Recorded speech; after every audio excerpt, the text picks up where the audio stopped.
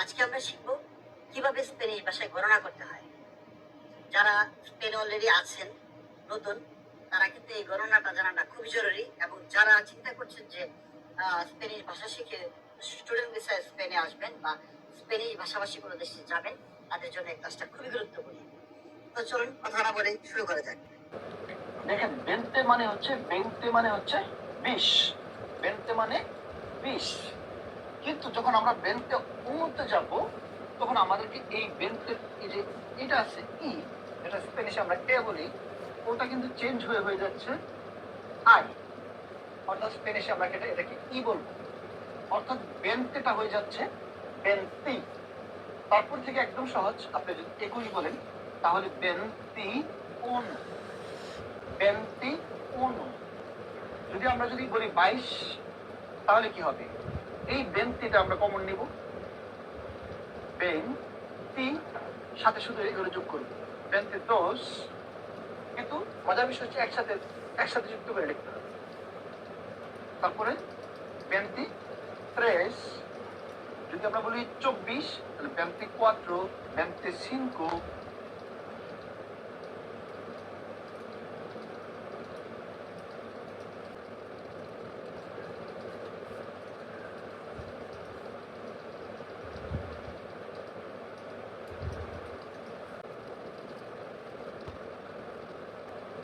26, 27, 28, 29।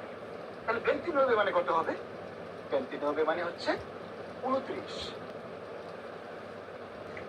30 মানে কত? 30। আগে এটা মুখস্থ করে ফেলবেন।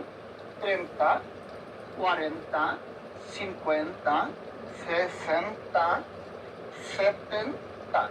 এখানে একটা কথা বলি, দেখেন 60 y 70, কোনটা যে 70 আর কোনটা যে 60, এটা নিয়ে একটা কনফিউশন তৈরি হবে যখন আর বলতে যাবে আর কি। আর 80,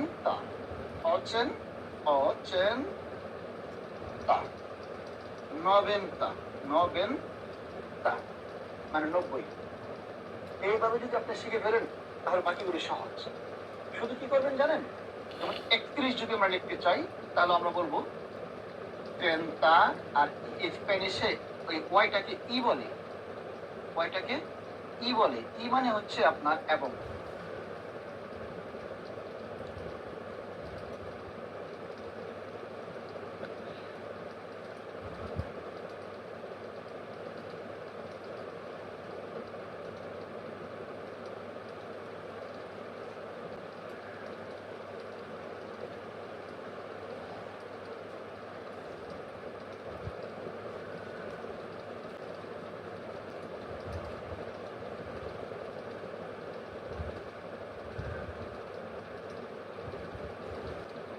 y 1, 32 মানে 32, 34, 33, 35, 36, 37, 38, 39। 39 মানে 39। ঠিক একইভাবে বাকি সবগুলো হবে। আপনি 41 বললে বলবেন কি 31। আপনি যদি 51 বলতে চান তাহলে বলবেন 51। এবার আপনি ধরেন 55 বলতে চান তাহলে 50, তাহলে বিষয়টা যদি বুঝে ফেলে তো একেবারে কিন্তু সহজ। এবার আমি যদি বলি 95 বলেন, তাহলে কি বলবেন? তাহলে 90 কত? 90। তার সাথে আমরা বলবো তাহলে 95। আমরা যদি বলি 99, তাহলে কিভাবে বলবো? 99। তাহলে এ দেখেন, একটা যদি আপনি এভাবে প্রথমে 30, 40, 50, 60, 70, 80, 90, 100 এভাবে যদি আপনি 90 পর্যন্ত শিখে ফেলেন, তাহলে কিন্তু বাকিটা কিন্তু একেবারেই ইজি। এবার আমি যদি আপনাদেরকে বলি যে 77 কিভাবে বলবেন, তাহলে আগে চিন্তা করেন 70 কি? 70 হচ্ছে 70। তাহলে আমরা একদম সহজ 77। কিন্তু একটা কথা মনে রাখতে হবে, যখন আমরা বেন্তে অনু বলছি, বেন্তে দোষ বলেছি, বেন্তে প্রেস বলেছি, তখন কিন্তু এই বেন্তে অনু একসাথে ছিল, বেন্তে দোষ একসাথে ছিল, মাঝখানে কোনো ই ছিল না। কিন্তু বাকিগুলির বেলায় 30 থেকে 90 পর্যন্ত কিন্তু এগুলো আলাদা আলাদা করে, হ্যাঁ, মাঝখানে একটা ই বা এবং যুক্ত হয়েছে। আর 100 মানে হচ্ছে সিএম।